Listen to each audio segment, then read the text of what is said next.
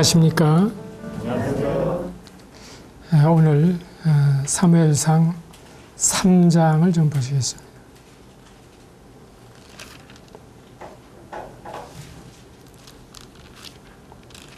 사무엘상 3장. 아이 사무엘이 엘리 앞에서 여호와를 섬길 때에는 여호와의 말씀이 희귀하여 이상이 흔히 보이지 않았더라. 4절. 여호와께서 사무엘을 부르시는지라 그가 대답하되 내가 여기 있나이다 하고. 6절. 여호와께서 다시 사무엘을 부르시는지라 사무엘이 일어나 엘리에게로 가서 이르되 당신이 나를 부르셨기로 내가 여기 있나이다 하니. 8절. 여호와께서 세 번째 사무엘을 부르시는지라. 9절. 여호와여 말씀하옵소서 주의 종이 듣겠나이다 하라. 10절. 사무엘이 이르되 말씀하옵소서 주의 종이 듣겠나이다.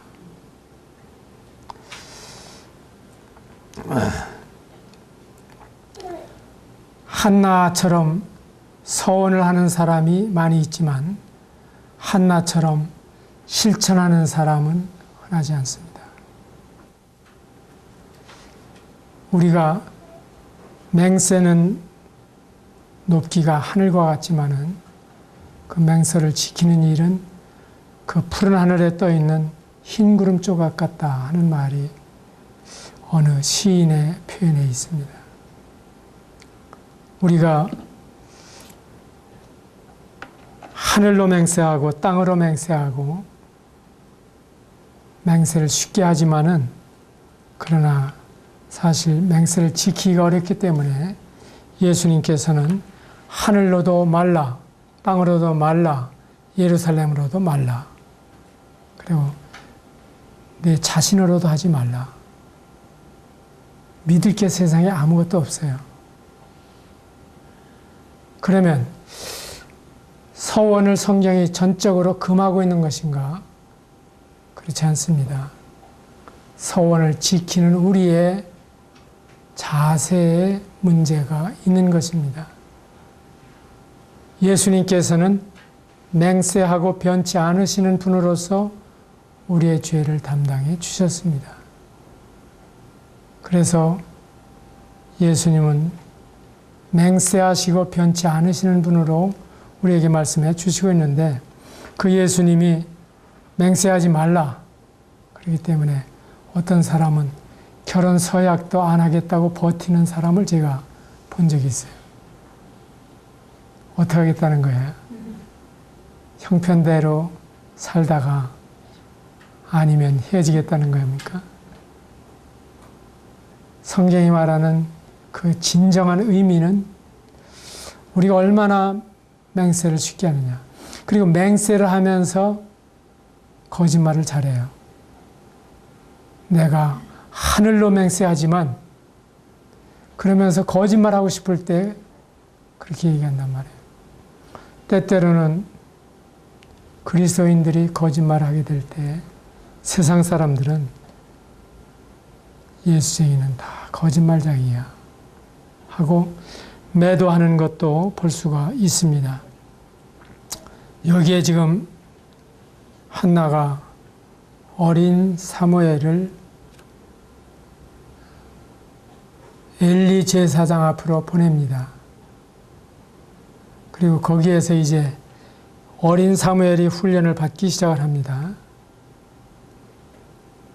그때 이제 3장에 보게 되면은 엘리의 가정을 하나님께서 불합격을 놓으시고 사무엘의 가정을 들어 사용하시는 사건이 3장 1절 이하에 나타나고 있는 것입니다.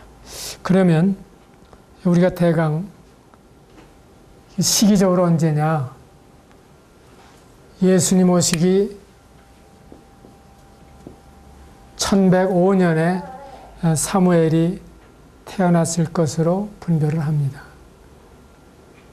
이건 오랜 동안에 그 역사 연구가들이 추정하고 있는 것인데, 그 다음에 사울은 1080년에 태어났을 것이다. 그리고 나서 다윗은 1040년대, 그 다음에 다윗이 헤브론에서 최초로 이제 유다를 다스리기 시작하는 때가 30세쯤 되었다고 했으니까 1010년에, 그 다음에 예루살렘에 들어와서 이제 이스라엘 전국을 통치하게 되는 때가 7년 후라고 그랬으니까 1003년경이 된다. 이렇게 되게 역사를 이해하시면 좋습니다. 그래서 성경에 나타난 역사는 구약 4000년, 신약 2000년, 그리고 주님이 오셔서 통치하실 1000년, 이렇게 해서 7000년의 역사로 보는 것입니다. 그래서 구약 4000년 가운데에 아브라함이 나타난 때가 구약의 딱 중반입니다. 2000년경 됩니다. 이렇게 하시면 대개 그 역사의 큰 줄기를 이해하시기가 쉽겠다. 그 다음에 이제 사무엘상을 살펴보게 되면 세 부분으로 되어 있습니다. 1장부터 8장까지는 사무엘에 대한 이야기가 주로 나오죠. 그 다음에 9장부터 15장까지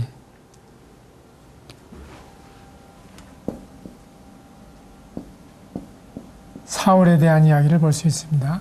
16장부터 31장까지 다윗에 대한 사울과의 각축전을 벌이면서 어렵게 살아가는 이런 다윗의 생애를 볼 수가 있습니다. 그래서 성경을 공부할 때 여러분들이 국어 공부하시던 것처럼 공부하시면 좋습니다. 우선 어떻게 하셨어요? 맨 처음에 전체의 대강을 공부하셨죠. 한 글을 읽게 되면은 그 글의 줄거리가 뭐냐. 그 다음에 조각 나누기를 하셨죠. 문단별로 어디에서 그 맥이 끊어지느냐. 셋째로 구절풀이들 많이 해보셨죠. 이런 낱말들, 이런 구절들은 좀 어려운데 어떤 의미일까. 그 다음에 낱말의 뜻을 공부하셨을 거예요. 이것도 상당히 좋은 공부 방법입니다. 상식적으로 알고 있어도 그 낱말의 구체적인 의미를 잘 모를 수가 있고, 특별히 성경이 기록된 이 언어들이 구약은 히브리어, 신약은 헬라어입니다.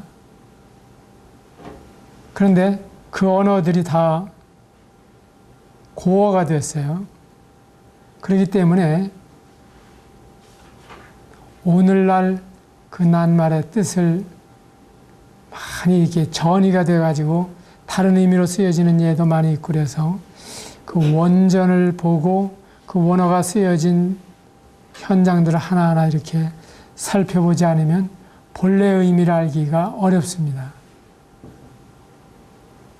그래서 낱말 공부를 잘 해야 됩니다. 비슷한 말, 반대말 공부도 필요합니다. 이런 과정을 겪어서 국어를 잘 하시면 주제를 파악할 수가 있고, 산수를 잘 하시면 분수를 잘 알아서 처신할 수가 있는 겁니다. 그래서 사무엘 상하가 한 덩어리였다. 여기에서 볼 때 사무엘과 사울과 다윗에 대한 이야기가 사무엘서에 기록이 되어 있는 겁니다. 그러니까 적어도 이게 한 권의 책으로 기록이 되었다면 다윗의 생전에 기록되지 않았을 가능성은 충분히 있지 않습니까? 그렇게 우리가 이해할 수가 있습니다. 그래서 이들이 1000년대 이후에 이렇게 살았다고 하면은 적어도 900년대에 이 사무엘서가 기록되었을 가능성이 있는 것입니다. 이 사무엘을 가리켜서 우리는 마지막 사사라고 보는 것입니다. 그런가 하면 선지자의 이름을 이야기할 때 사무엘을 또한 첫째로 이야기를 합니다. 사사 시대를 매듭 짓고 그 다음에 왕정 시대를 시작하는 데에 다리 역할을 한 사람이 사무엘이다. 그래서 사무엘은 어떤 경우에 보면 제사장 같기도 하고 어떤 경우에 보면 선지자 같기도 하고 어떻게 보면 사사 같기도 한, 그래서 이곳저곳을 방문하면서 백성들을 지도했던 이런 특별한 인물이었습니다. 신약성경 사도행전 13장 20절이나 히브리서 11장 32절에 있는 말씀을 보게 되면 사무엘 때부터 옴으로 말한 모든 선지자다. 사무엘 때로부터 말한 모든 선지자. 그래서 선지자의 효시를 사무엘로 보고 있는 것입니다. 그렇다고 하면 지금 오늘 읽은 이 사무엘의 부르심, 때때로 우리가 주님의 일에 부르심을 받았다 하는 이야기를 하지만은 사무엘은 명백하게 주님의 음성을 들었던 사람이었습니다. 사무엘아, 사무엘아. 여러분, 처음 부를 때 대답하지 마세요. 확실치 않을런지도 모르니까. 두 번째 부를 때에도 기다려 보십시오. 세 번째 부를 때 네 하고 대답하시면 좋습니다. 옛날에 그런 이야기 들어보시지 않았어요? 밤중에 누가 내 이름을 부르거든 대답하지 말아라. 저승체사가 와서 잡아가려고 부르는지도 모르기 때문에. 그래서 그 이름을 부를 때 상당히 옛날에 조심스럽게 대답을 했습니다. 어떤 성경에 이런 선례를 우리 할아버지들이 알고 있지 않았을까, 그런 생각이 들기도 합니다. 제가 터무니없는 소리를 한다고 생각하지 마십시오. 노아 홍수 이후에 흩어진 인류들은 오랜 동안 조상들이 가지고 있었던 그 히스토리를, 하나님의 이야기를 아담부터 줄줄줄줄 알고 있었습니다. 그리고 하나님을 순종하는 것이 복이요, 하나님을 불신하고 불순종하는 것이 재앙이라고 하는 사실을 잘 알고 있었습니다. 그 사람들이 이제 흩어져서 인도에 머물고 중국에 머물렀습니다. 그래서 중국 사기에 나타난 기록들을 보게 되면은 그 사기 가운데 상제에게 경배하고 기도하는 이러한 제문들이 많이 나타나고 있습니다. 그 다음에 그들 자신은 천자라고 불렀습니다. 이 뭡니까? 아주 가장 위에 계시는 왕 중의 왕, 제왕 중의 제왕이 계시는데 그분을 상제라고 부르는 것입니다. 단순히 그들은 신이라고 부르지 않았습니다. 저는 성경에서는 적어도 이렇게 번역해야 된다고 분별합니다. 그리고 천자는 그 상제에게서 권위를 위임받은, 다스리도록 위임을 받은 자를 가리켜서 천자라고 불렀습니다. 이것이 하나님의 아들의 모습과 방불하지 않아요? 그래서 그들은 가뭄이 들어도 내 탓이요 하고, 음식을 절제하고 부부관계를 절제하고, 그리고 태산에 올라가서 꼭 성전처럼 생겨있는 모양의 그 천구단에서 자신의 허물을 고백하고 하나님의 용서를 빌었습니다. 태산이 높아서 태산이 아니에요. 태산보다 높은 산이 중국에 얼마든지 있습니다. 그런데 왜 태산이라고 합니까? 바로 상제가 상제를 모시고 제사를 드리며 예배를 드리던 곳이기 때문에 그 경배하던 풍속이 성전에서 제사장들이 하나님을 경배하던 모습과 비슷한 이러한 제도가 언제까지 남아 있었느냐 하면 중국에 1911년 신의 혁명이 일어날 때까지 남아 있었습니다. 그래서 그들이 천자로서 등극을 하게 될 때에는 여기에 와서 꼭 신고를 하고, 그리고 재앙이 일어난다든지 경사가 있을 때에도 여기에 와서 신고를 하고 그 태산에서 그렇게 했다고 하는 전통이 있는 겁니다. 근데 그것이 후세에 변질이 됐어요. 공자 때에 와서는 하늘 일을 내가 어찌 알겠느냐, 죽음 후의 일을 어찌 알겠느냐 하고 하늘을 이야기하면서도 하늘의 진정을 몰랐습니다. 그 다음에 이제 주자에 와서는 이런 걸 다 무시하고 이익이 일원론이냐 이원론이냐 하는 철학으로 변질이 됩니다. 본래는 그렇지 않았다. 가장 위대하신 분을 경외할 줄 알았다고 하는 겁니다. 그래서 이 하나님이 우리에게 계시하기 전에는 알 수 없는 종교가 기독교요. 그러기에 생명의 종교라고 부르는 것입니다. 사무엘의 이 모습을 하나님이 보시고 사무엘을 3번씩이나 부르십니다. 사무엘아, 사무엘아, 사무엘아. 성경에 이런 예들이 많이 있죠. 아브라함아, 아브라함아, 모세야, 모세야. 이것이 하나님이 우리 인생을 찾으시는 모습입니다. 아담아, 내가 어디 있느냐? 범죄했을 때에도 부르시고. 그래서 끊임없이 하나님께서 우리의 양심에 호소하시는 것입니다. 그런데 이 양심이라고 하는 것이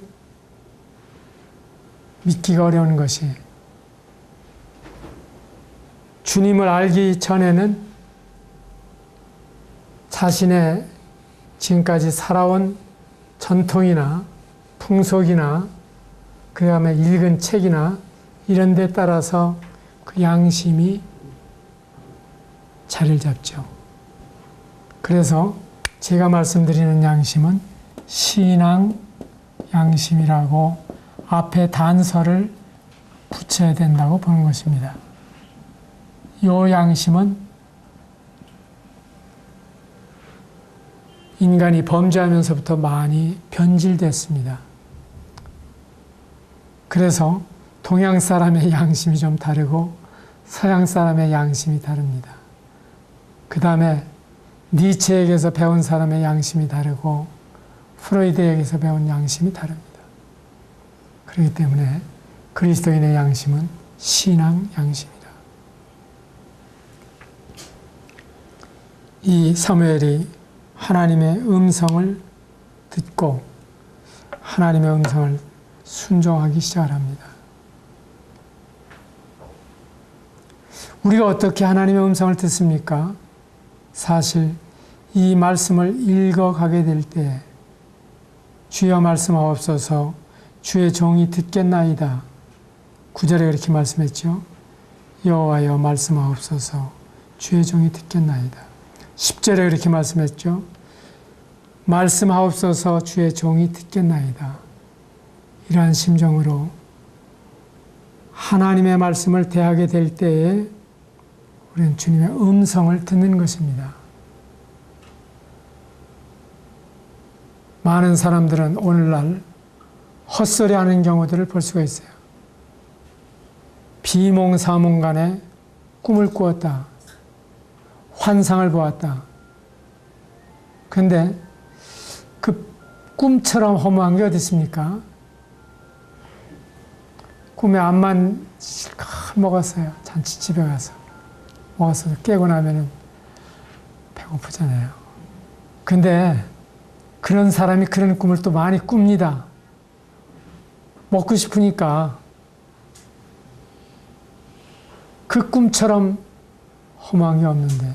그래서 전도서에 있는 말씀을 보게 되면 꿈이 많으면 헛된 일이 많고 말이 많아도 그러하니 너는 여호와를 경외할지니라 하는 말씀을 읽게 됩니다. 꿈을 꾸려면 요셉처럼 꾸십시오. 다니엘처럼 꾸십시오. 그것은 내 심령이 아주 고요해 있을 때 자정을 전후해서 내 심령이 아무런 그 세파에서 흔들리지 않고 정지 상태에 있을 때 꾸는 꿈이 영몽입니다. 그런가 하면 혼몽이 있습니다. 혼이 꾸는 꿈이 있는데 낮에 일어났었던 많은 일들에 대해서 어떤 염려를 가지고 있죠. 두려움이 있죠. 또 소원이 있죠.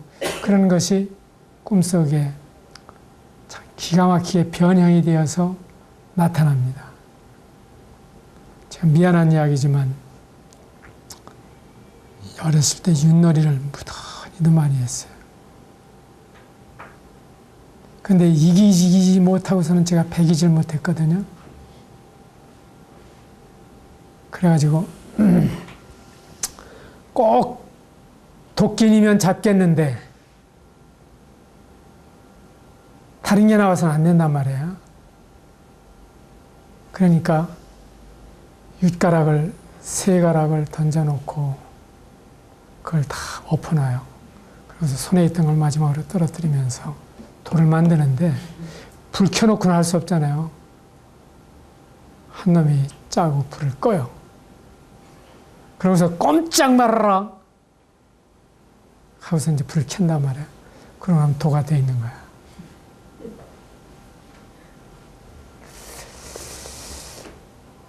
그 쓸데없는 일에 왜 이렇게 집착을 했는지. 그러고 나서 그날 밤에 꿈을 꾸면은 계속해서 둬야. 이게 혼이 꾸는 꿈입니다. 몸이 꾸는 꿈이 있습니다. 오솔길을 참 조심조심 가죠. 가다가 뭔가 볼일을 보고 싶은 생각이 들잖아요. 그래서 천연덕스럽게 실례를 하는데 깨보면 요 위에다가 지도를 그리잖아요. 이런 것들은 다 한마디로 개꿈입니다. 그런가 하면 때때로 하나님께서 주시는 꿈이 있고 그렇게 해서 인도하심을 받는데 요즘 사람들이 저마다 꿈꾸고 와서는 해몽해달라고 그래요.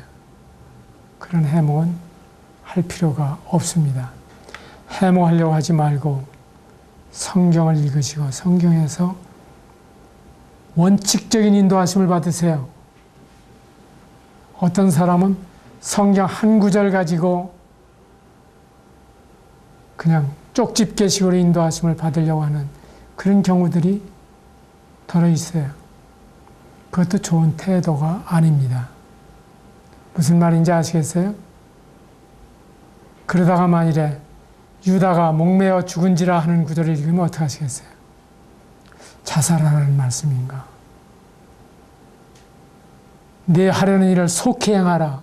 그러시면 어떻게 하겠어요? 빨리 죽으라는 말씀인가? 신구약 성경에 나타나 있는 보편적인 하나님의 마음이 있습니다. 그러한 마음들을 이 매일매일 읽어나가는 말씀을 통해서 배우시기를 바랍니다. 물론 주님이 그렇게 인도하시지 않는다고 하는 것이 아닙니다. 저 지금 호주에 가 있는 이강일 선교사라 아시죠?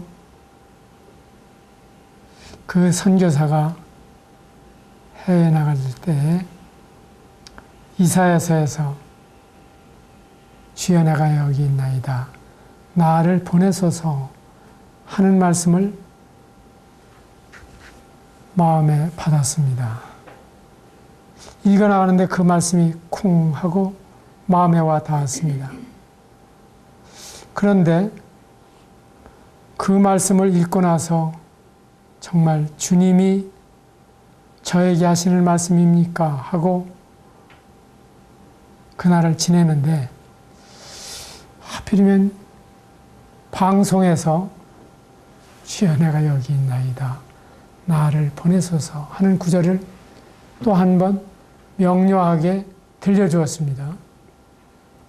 그런데 그날 수요 집회에 교회에 와서 제가 편 말씀이 그 말씀이었는데 그 말씀을 자리에서 듣고 있다가 그 형제가 찾아와서 오늘 제가 이 구절을 3번 보내주셨습니다. 그리고 확신하고 호주로 떠났습니다. 변함이 없죠. 주님이 그렇게 사용하시는 경우가 있습니다. 하나님의 능하신 대로 하나님의 자유자재하심을 따라서 일하시지만은 지금 사무엘에 대해서도 독특한 경우입니다. 바울의 경우도 독특한 경우이죠. 어떻습니까? 해가 낮 정원화되어서 해보다 더 밝은 빛이 두루 비추면서 사울아 사울아 네가 어찌하여 나를 박해하느냐 하는 음성이 들렸잖아요. 근데 우리에게 다 그런 건 아니죠. 그 경험 속에서 우리는 교훈을 받지만은 어떤 그런 체험을 똑같이 해야 된다고 하는 생각은 적당한 것이 아닙니다. 사무엘은 이 말씀을 듣고 즉각적으로 순종했습니다. 이것이 중요합니다. 그리고 이 사무엘이 해야 할 말은 경고였습니다. 엘리의 집을 주님께서 무너뜨리시고 사무엘을 일으키실 것을 말씀해 주시고 있는 내용입니다. 사실 우리는 칭찬과 격려는 쉽지만은 책망과 경고는 쉽지가 않습니다. 그래서 일꾼들은 이러한 일에 고역을 느낍니다. 담대하지 못할 때도 많이 있습니다. 그러나 하나님께서는 내 입에는 달지만은 내 배에는 쓰게 되리라 하신 말씀대로 참 이 말씀이 읽고 묵상하기에는 좋지만은 그 말씀이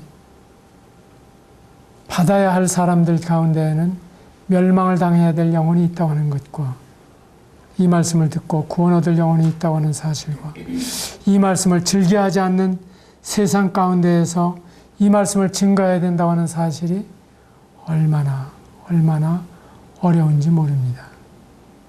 그러나 사무엘은 이 직임을 잘 수행했습니다. 8절에 있는 말씀을 보시게 되면 18절 사무엘이 그것을 그에게 자세히 말하고 조금도 숨기지 아니하니 그가 이르되 이는 여호와이시니 선하신 대로 하실 것이니라 하니라. 엘리는 상당히 경건한 사람이었습니다. 하나님의 선하심을 믿는 사람이었습니다. 얼마나 아름다운 표현입니까? 그가 선하시니 여호와는 선하신 분이십니다. 그는 여호와이십니다. 여호와는 전능하신 분이십니다. 전지하신 분이십니다. 무소불능하신 분이요 무소부재하신 분이십니다. 모르시는 것이 없고 못하실 일이 없으신 분이십니다. 참 그러신 하나님이 이 인생을 다스리시고 만유를 관리하신다고 하는 사실은 우리에게 얼마나 다행스러운지 모릅니다. 저는 비바람이 불어도 감사합니다. 하나님은 최선을 이루시는 분이기 때문에. 그리고 인류에게 어떤 전염병이 유행을 해도 감사합니다. 전쟁이 일어나도 감사합니다. 하나님이 모르시는 일이 일어나겠어요? 다만 왜 하나님이 이것을 허락하실까? 거기에 하나님의 마음을 배우고자 힘씁니다. 이번에도 2번의 태풍이 지나갔죠. 그런데 한국을 너무 하나님이 아끼신다 하는 생각이 들어요. 얼마나 사람들이 놀랐습니까? 어마어마한 태풍이다. 저는 매미 태풍을 지금 잘 기억을 못해요. 그때 한국이 없었던 것 같아요. 그런데 사라오 태풍은 제가 기억을 하죠. 1959년에 추석 때 제가 어머님을 뵙고 올라오던 그날에 얼마나 비가 많이 왔는지 우산을 쓰고 가다가 우산 아예 버리고 그리고 그냥 비를 노박이를 하면서 집에까지 갔던 시골길을 걸었던 생각이 나는데 엄청난 태풍이었죠. 근데 어떻게 그걸 하나님이 잘하신다고 말할 수가 있을까? 사람도 많이 죽고 농작물 피해도 엄청나고 집도 부서지고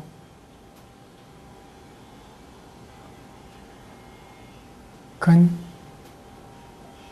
적은 일에 불과해요. 오히려 하나님께서는 이 오염된 지구를 한번 뒤흔들어서 바다에도 산소를 충분히 공급해 주시고 그리고 이 산골짜기, 정릉골짜기 그리고 평창골짜기에 있는 그 스모그도 다 불어서 그냥 쫓아내시고 그렇지 않으면 이게 정화가 되질 않아요. 하나님이 얼마나 풍부한 공기를 주시고 얼마나 풍부한 물을 주시고 사람으로 누릴 수 있게 하셨는데도 사람이 얼마나 오염을 시키고 있는지 감당을 할 수가 없어요. 이 하나님이 창조하신 것은 다 자정작용을 할 수 있게 되어 있는데 사람이 하고 있는 일은 자정이 안 돼요. 저는 바가지가 없어지면 바가지를 생산해내지 못하면 사람들이 어떻게 쌀을 이을 수가 있을까 하는 생각을 했는데 인조 바가지를 지금 플라스틱으로 잘 만들어냈죠. 그래서 변통성은 있는데 이 하나님이 만드신 바가지는 적당한 때 흙으로 돌아가게 되어 있지만 사람이 만든 인조 바가지는 100년이 가도 1000년이 가도 썩질 않네요. 하나님이 만물을 새롭게 하시노라 하실 때까지는 이게 정화가 되질 않는, 바다에 버려도 문제가 되고 육지에 버려도 문제가 되고 어디에 버려도 문제가 되고 침출수가 문제가 되고, 그리고 아무리 깊이 뚫러도 그 속에 오염된 물이 나오게 되고, 그리고 앞으로 인류는 스스로 세균 무기를 개발해서 수원지에 떨어뜨리게 될 때 마셔도 오염이요 안 마셔도 죽을 수밖에 없는 이런 가운데에서 여호와는 선하시니 그의 선하신 대로 행할 것이다. 이 전지전능하신 하나님이 그의 선하신 대로 우주를 통치하시는 것이 정말 감사한 일이요. 그렇기 때문에 우리는 그 하나님을 의지하고 있다고 하는 것이 행복한 일입니다. 엘리는 이만큼 경건한 사람이었지만 그의 자녀에 대해서는 잘 다스리지 못했어요. 그리고 그 책임을 이 나이 많은 엘리에게 결국 묻습니다. 그런가 하면 사무엘은 계속해서 19절에 사무엘이 자라매 여호와께서 그와 함께 계셔서 그의 말이 하나도 땅에 떨어지지 않게 하시니, 하나님이 주신 은사는 이렇게 나타나게 마련입니다.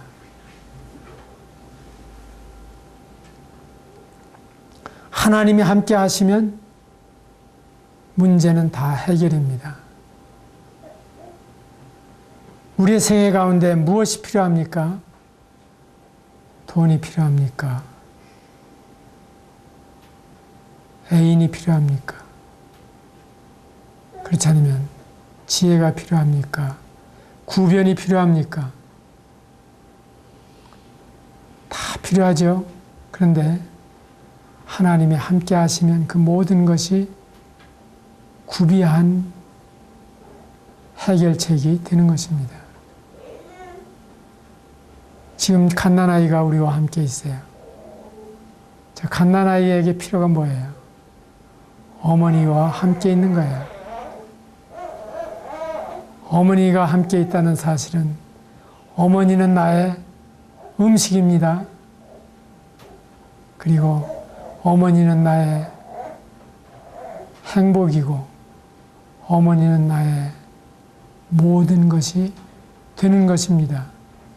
그래서 이 세상에서 가장 행복한 상태는 젖된 아이가 어미 품에 있는 것입니다. 어디에 있는 말씀이죠?